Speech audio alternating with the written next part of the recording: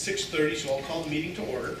This evening, since neither the President nor Vice President are able to be in attendance, for Board Policy 0163, Presiding Officer, a member of the Board shall be designated by a plurality of those present to preside. In keeping with the line of Board Officers, I would recommend that a Board member make a motion that the Treasurer, Laura Strobel, be nominated as the Presiding Officer for this meeting.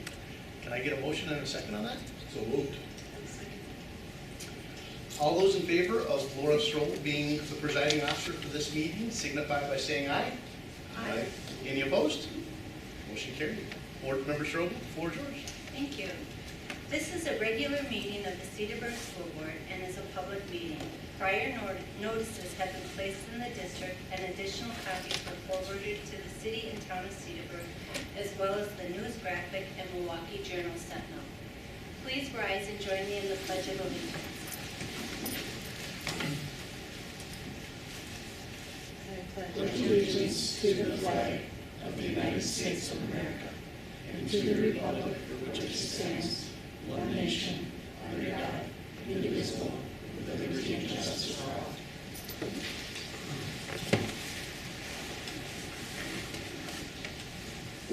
All right, recognitions. This evening we have 5 proclamations to recognize. February 6th through the 10th is Skills USA Week. Skills USA provides students with school-to-career connections. February 18th to the 25th is FFA Week. FFA, or Future Farmers of America, provides youth with a strong foundation in agriculture. February 13th to the 17th is FCCLA Week. FCCLA is Family, Career, and Community Leaders of America, and it supports the family and consumer sciences for students. February 5th through the 11th is FBLA Week. FBLA stands for Future Business Leaders of America, and this supports students in business education. Last, but most certainly not least, this past January 9th through the 13th was Adult School Crossing Guard Recognition Week. I will have more to say on that during my superintendent's report. Moving on to the consent agenda. With regards to the consent agenda, board members, I ask that you approve the minutes from the regular board meeting on December 21st, 2022. The budget and finance report, which includes the summary of account, check, register, check detail, and credit card transaction reports, and the personnel report. Mr. Farner, Director of Human Resources, will provide a brief overview of the personnel report. We have no retirements, resignations, or contracts for approval tonight. Thank you. Ms. Strobel, can I get a motion, or somebody, can I get a motion to approve the consent agenda? I'll make a motion to approve the consent agenda. Second that. All those in favor? Aye. Any opposed? Thank you. All right, motion carried. All right, superintendent's report. This evening, I will provide the board with 2 updates. To begin, I would like to extend my personal and the district's appreciation to all the individuals who serve as crossing guards in the Cedarburg School District. I don't know about you, but it always gives me a boost of confidence that our children are going to get to school safely when I see our crossing guards out by our schools. Regardless of the weather, rain, snow, sunshine, or wind, the crossing guards are out there ready to serve our students. Last week, I had the privilege of having breakfast with 8 of our crossing guards. It was special to hear them describe the students who they assist each morning. It was amazing to hear them describe, down to the minute, when student so-and-so was going to show up or this other student was going to show up. And then 5 minutes later, they're expecting a different student to show up. While the crossing guards may only see the students for a short period of time each day, they have built strong relationships with many of them. One crossing guard even related a story of when a couple of students hadn't come by yet at the end of the day, and it was time for her to leave. Instead of leaving, she hung around for a couple more minutes, and sure enough, the students showed up. The students had needed to spend a little more time at school. Again, to illustrate, the crossing guard was so dedicated that she spent a little bit of her own time to make sure the students got home safely. While there are numerous other examples that could be shared to illustrate our crossing guards' dedication, I think these provide us with a little idea of their dedication. So I hope you will join me in showing our appreciation to each and every crossing guard throughout the year. On another note, tomorrow marks the last day of the first semester. While it seems like it was just yesterday when we were welcoming back staff to the 2022-23 school year, the reality is the school year is now half over. As I have mentioned before, I have thoroughly enjoyed interacting with many of our students and staff over the last several months. In fact, I felt pretty good about myself this morning when I walked into a kindergarten class and a bunch of kids said, "Hello, Dr. Clark." However, I did have to apologize to the teacher for disrupting her lesson on compound words. I am looking forward to the remainder of the school year, recognizing it will not be too long before we are handing out diplomas to a new set of Cedarburg High School graduates. Thank you to all of you who support the great work in our schools. All right, thank you. And now it's time for public comment, and I have the pages to read here. Any district staff member, district resident, parent of a district student, or student enrolled in the district may comment during the public comment portion of a meeting per board policy 0167.3. For this meeting, the community may address the board during the public comment section of the meeting regarding topics within the legitimate jurisdiction of the board. Individuals making public comments are not immune from liability during public comment and can be held liable for defamation or false claims. In the past, the State Attorney General issued guidance on how governmental bodies, such as school boards, should conduct the public comment portions of their meetings. This guidance was given to assist the governmental bodies in avoiding violations of the state's open meetings law. The essence of the open meetings law guidance is that unless the topic brought forward to the board is publicly noticed, no significant discussion can be held on that item. Instead, the topic may be listed as an item on a future meeting agenda, whereby discussion could then be held. The reason for this Attorney General guidance is to ensure that all interested parties have equal opportunity and advance notice to participate in the discussions with the full school board. Per Board Policy 0167.3, the board has the authority to determine if public comment may be taken and, if allowed, on what portion of the agenda comment will be received. Per School Board Policy 0144.2, the board will respect the confidentiality of information that is privileged under applicable laws. This includes, but is not limited to, information under current or imminent litigation and/or student-specific information per Board Policy 8330. If your item is listed on tonight's agenda, and if you want to have a discussion regarding if your item is not listed on tonight's agenda, and you want to have a discussion regarding the topic, you are encouraged to contact the district superintendent and request that your item be listed on a future meeting agenda for public comment. As always, you are also encouraged to contact board members outside of the meeting setting with your comments or concerns. Please note that board members are limited to public engagement via email as noted in Board Policy 0167.5. Please make your comments to the board and not to any individuals in the audience. As per School Board Policy 0167.3, each statement made by a participant shall not exceed 3 minutes in duration.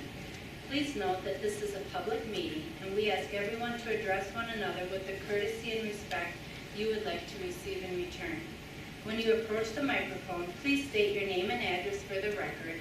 Please state what topic you will be commenting on. If you are under the age of 18 or are a student in Cedarburg schools, please only state your first name. As a reminder, this meeting is being recorded and will be posted on the district's website. Thanks. So far we have one person, Connie Kincaid, who has signed up. Connie, do you want to step forward? Sure. Thank you.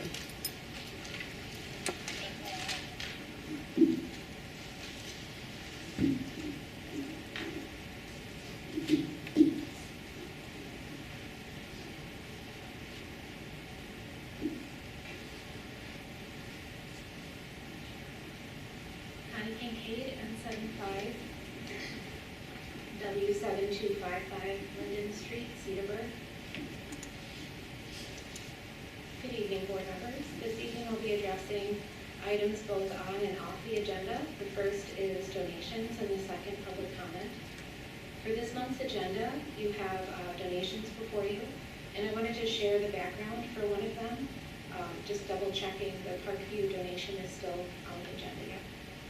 As PTO president for Parkview during the 2020, 2021, 21-22 school years, I saw parents and staff grapple with how best to meet the needs of students that were both attending school virtually as well as in person. In the 2021 school year, funds were set aside to be used for hybrid learning opportunities should they be in need. This fund didn't need to be tapped into, so when all students were back in the buildings, that same money was then set aside as a student enrichment line item. Several ideas came before the PTO Executive Committee, and then, of course, before PTO members. The one that's before you tonight was presented this past year. A lot of research went into it. It went to our full membership for the vote, and we're all really excited about it. The money that was initially set aside with the hope of affording additional learning opportunities for CSD students that were both in classrooms as well as attending lessons from home will now, with your approval, of course, be put towards an opportunity for everyone to interact and play in meaningful ways on the grounds of Parkview. These dollars are not from one person, but rather made possible through the collective efforts of parents that care about all students and value not only academic achievements, but positive and long-lasting friendships made within classrooms and on the playground. Whew. I don't know the political affiliation, if any, of those that I've served alongside on several PTO boards, or the preferences of hundreds of parents. What I know is that the donation before you tonight is especially meaningful to many families and Parkview parents that have weathered what seems like a very long 3 years of navigating what's best not just for our own children, but what benefits most, if not all, children. I'd be remiss not to state that these same parents, myself included, understand the actions of the board. I'm running short on time, so I'm going to get to the chase. Public comment in your committee meetings matter. The chairs for the majority of those meetings are not here this evening, so I would encourage you, those who are members, to yet again let them know to please add those to agendas. Whew. It's not uncommon for your city and county committee meetings to have those, and they benefit everyone. I don't know what else to say there. I wish Mr. Malik and Mr. Kennedy a wonderful remainder of your term. As board members, I appreciate what you've given to the community for decades and for this past year. Thank you for the opportunity. Thank you. Would anyone else like to comment? All right, if not. All right, we'll move on to recommendations. This evening, we have 4 recommendations. The first recommendation regarding the long-term capital improvement plan will be presented by Mr. Irwin. Thank you. Back in 2017, the board established a long-term capital improvement trust fund at Fund 46. As part of that establishment, there was a 5-year timetable of, we could only deposit funds in there, but we couldn't take them out. So as of last March, we reached that 5-year milestone, and now we can start taking funds out there. Over the course of the last 5 years, we built up that account to the point where at the end of this year, we should be over just over $2.1 million in April. The intent of that account was to really set aside funds for future capital expenses. There are also other benefits of using the fund, including its impact on our shared costs and our equalization aid that we get from the state. But in a sense, it's a way for us to plan future expenses. As we got to this point, we wondered what would that look like, how would it align with our expenses that we have from different departments throughout the district. So we met with the building and grounds department and technology departments and really started to put together a plan for what that looks like, so we can make sure we have enough funds in there for the future and just didn't deplete it right away. Any expenses that come out of Fund 46 must be part of an approved long-term capital improvement plan that the board approves. That's the other stipulation of this account. And so that's really what we put together with those 2 departments and as a district as a whole as we looked at capital expenses. So what we're looking at tonight is a draft of that plan that went to PNF last week. It spells out all the expenses that we have over the next 10 plus years between building and grounds, technology, athletics, and then some other capital expenses for furniture and equipment. As we looked at the plan, we realized the deposit that we're making each year, about $500,000, doesn't keep pace with those expenses. So we also had a scenario which kind of spread that out a little bit more, so we can ensure that the funds aren't going to go in the red after a couple years. And so that's kind of where we landed with that. Approving the plan itself doesn't commit the board to any transactions or purchases in the future. It's just a roadmap for us to use as we start to look at what we can afford each year from that account. Most of these are going to be very large expenses. The one that we have this evening is the West Lawn roof, which is nearly $1 million. And so anytime we have an expense that large, it goes through a bid process that typically comes to the board anyways. And then once it's approved, it's included with the upcoming budget for the next year. As we look beyond 23-24, we'll continue to revise that plan, look at it again, and if there's any major revisions, we'll bring it back to the board so everyone's informed of the plan moving forward. What we're looking for tonight is approval of the plan, like I said, so we can move forward with the West Lawn roof, which is the next agenda item. The plan would be to use the funds in Fund 46 for 23-24 to take care of that roof, and still not bring that, the amount that'd be in there would still be over $1.5 million after 23-24. So, any questions on the long-term improvement plan? I would, Go ahead. I was just gonna make a comment, but I thought it was nice work that the way you laid this out for us, and I applaud the board and the administration for setting these funds aside. It's a great way to save money instead of, being panicked like, oh my gosh, what are we coming with this, to set aside money each year for these types of things. It's a great, what a family would do for budgeting purposes, and I think it's well set up and with over $2 million. Great work. Ben, the one question I had for in the technology category for this upcoming year, and I was not a P&I committee. What does ESX host at Webster for $30,000? What is that? Or do you know what that is? Yeah, it's our servers that house, or our machines that house all the servers in the district. So we have some here at the high school in the main closet, and for redundancy, we have some there. Okay, thank you. So like I said, some of those other expenses, once we get more details and specifics on that, we have further discussion at the committee level, the board level, regarding what that actual purchase looks like.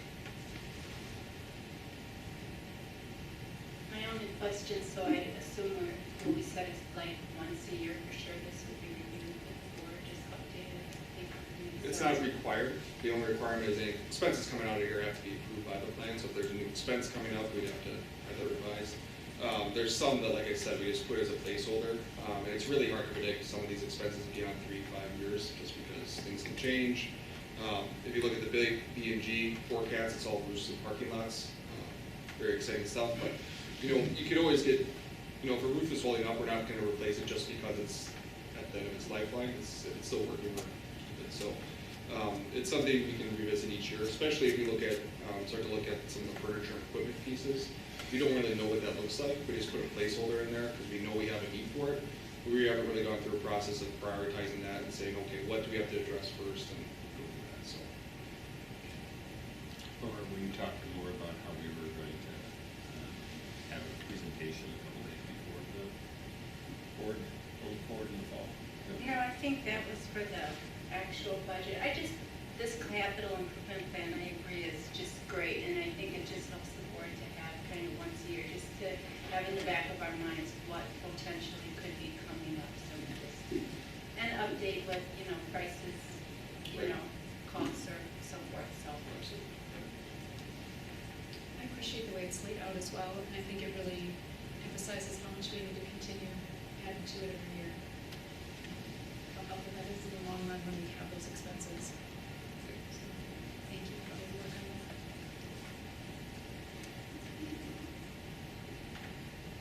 Is there an action item?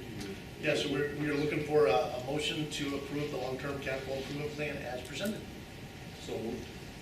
I would second that. All in favor? Aye. Opposed? I didn't say aye. Do we need to ask for discussion, or is that just an option? I just We could. Is there discussion? I was just used to hearing it. All in favor? Aye. Opposed? Thank you. Passed. Thank you. All right, second recommendation is regarding the West Lawn roof and will be presented by Mr. Braxman.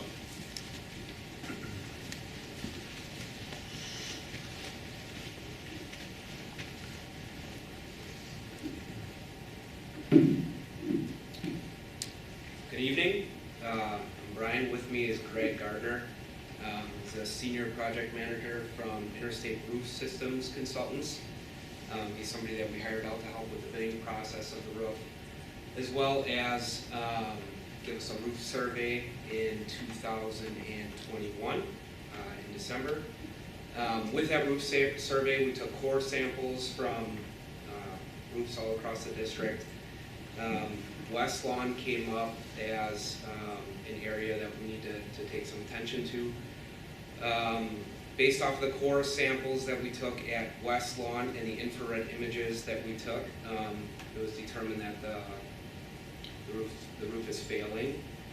The insulation is wet, and it is my recommendation to approve a $939,530 bid proposal from Cudahy, plus a 5% contingency fund to replace sections A1, A2, and then E1, E2, E3, as well as the skylights on A1, E2, E1, and E3.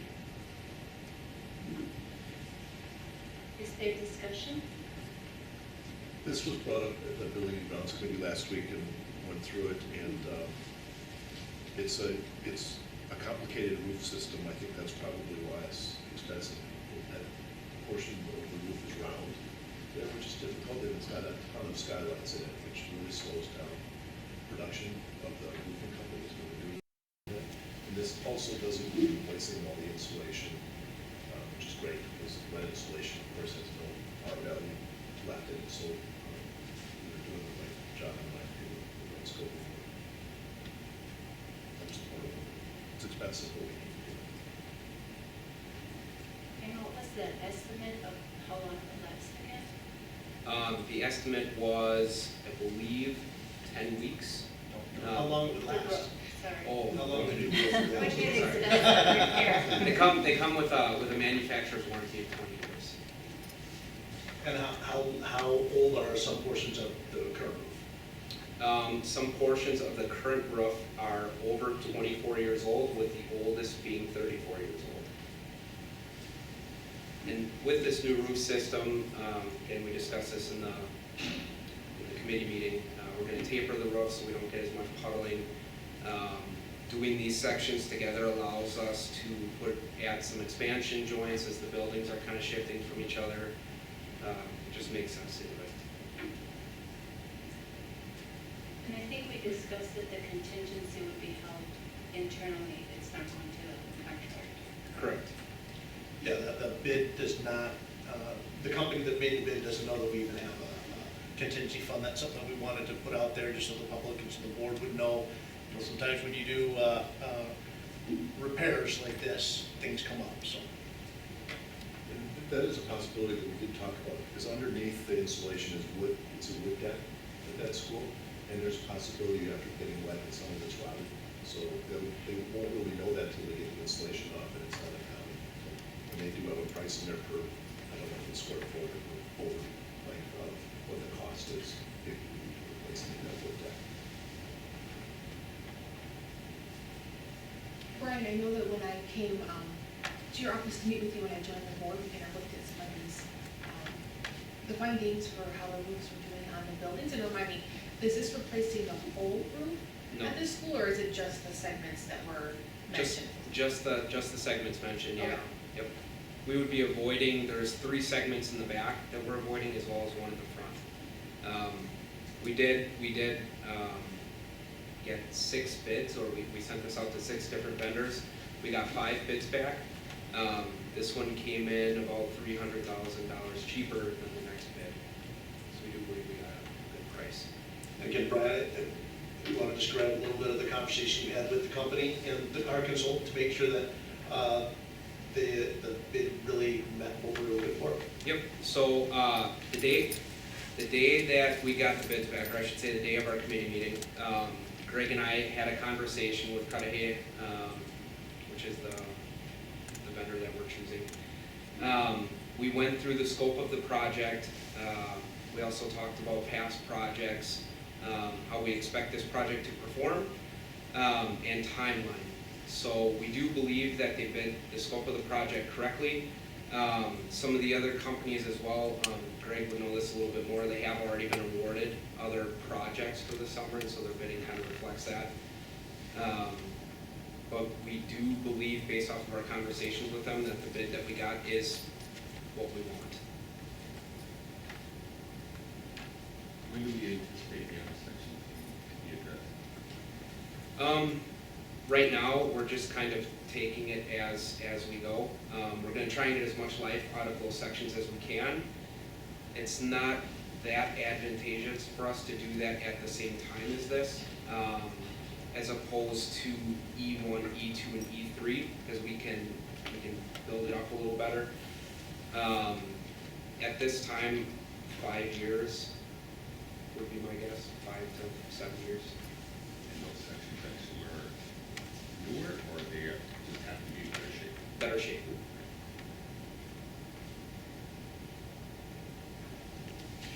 And to answer that, if you look on the long-term capital improvement plan, we do have more West Lawn roof scheduled for the 27, 28 years, so that reflects a little bit what Brian was just referring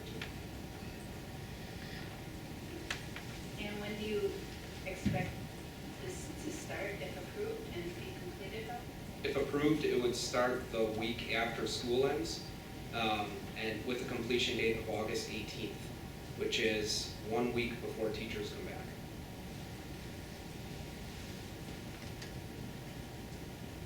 Any further discussion?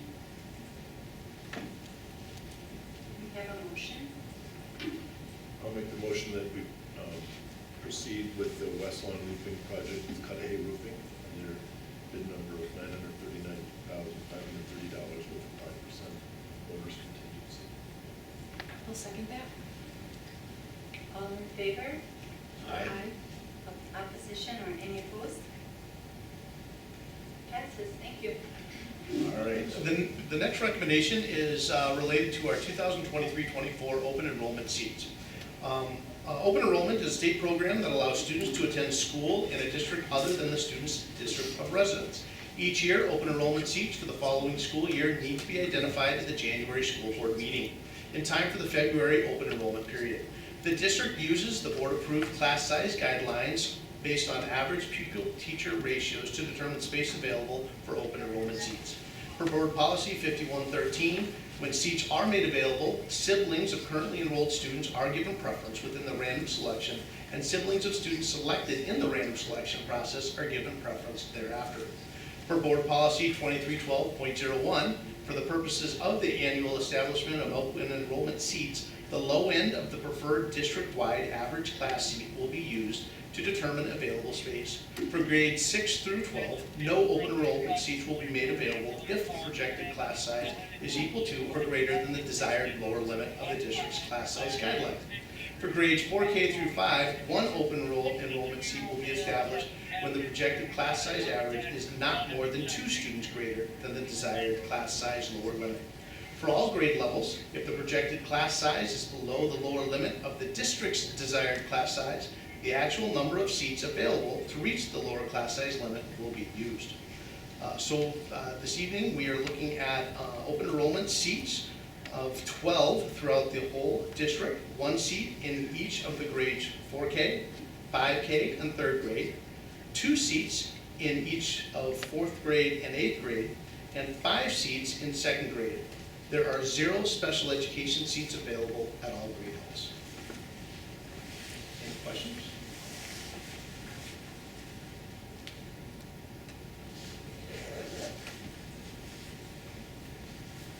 So I'll read this out because per state law, you have to be pretty specific in what the motion reads. So we're looking for a motion to approve the district's 23-24 enrollment projections reflecting 12 regular education open enrollment seats, 1 seat in each grade 4K, 5K, and 3rd grade, 2 seats in each 4th and 8th grades, and 5 seats in 2nd grade. There are 0 special education seats available at all grade levels, and all currently attending applicants will be guaranteed a seat in each grade. we have a motion?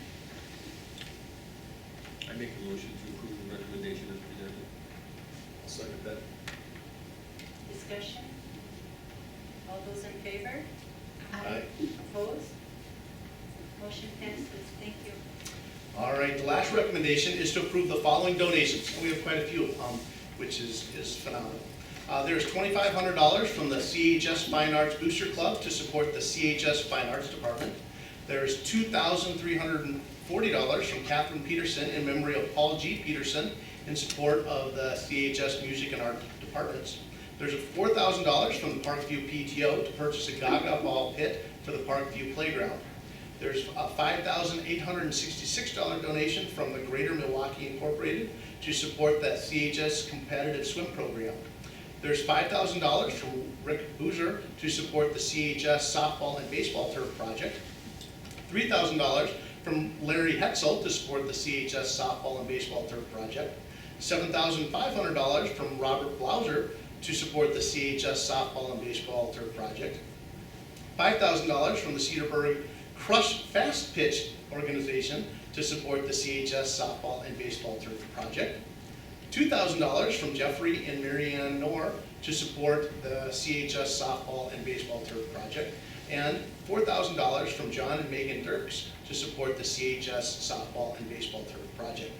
This amounts to a total of $41,206 in donations for the month of January and $270,254 to date during the 22-23 school year. Any discussion or questions? Dr. Clark, are you aware, do you have a snapshot of how well the fundraising is going for that new turf project for the baseball? Yeah, well, it's going very well. We'll get some of the final donations, and expecting them in the next couple of weeks to finalize it.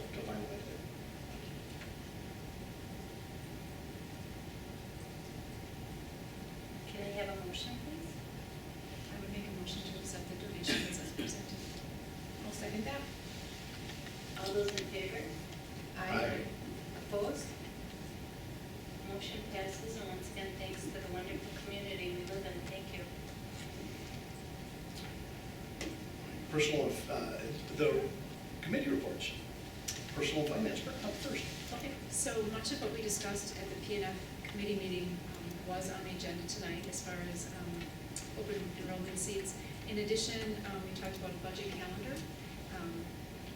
and discussed maybe separating out when the whole budget was presented and when the hearing was, just to give the community a few days to hear the information. We heard just the beginning of the budget for the next calendar year, 23-24. We also had the audit results. The past audit, I think, was completed in June. And then we also started a budget template review, just to go through and take a look at budgets and what's in there. Okay, I can cover the building and grounds. It's pretty much the same story. We covered most of the items that we talked about. The long-term capital improvement plan that was approved, and also the West Lawn improvement project. There's discussion.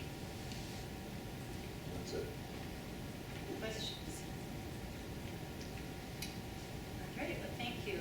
Well, I'm going to look for a motion that we move into executive session to consider employment, promotion, compensation, or performance evaluation data of any public employee over which the governmental body has jurisdiction or exercises responsibility pursuant to 19.851C of the Wisconsin statutes. I'll make that motion. I'll second that.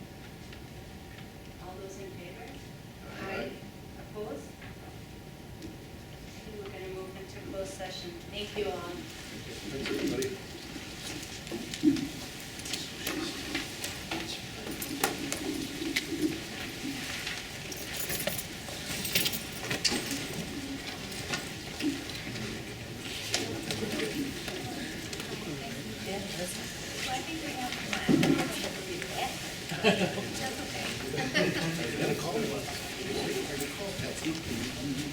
Have a good night.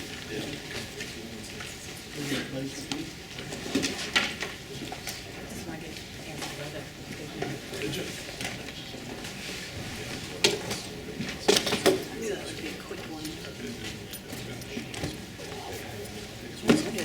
camera off. I always forget to turn the camera. I didn't even open this, I'm gonna put it back.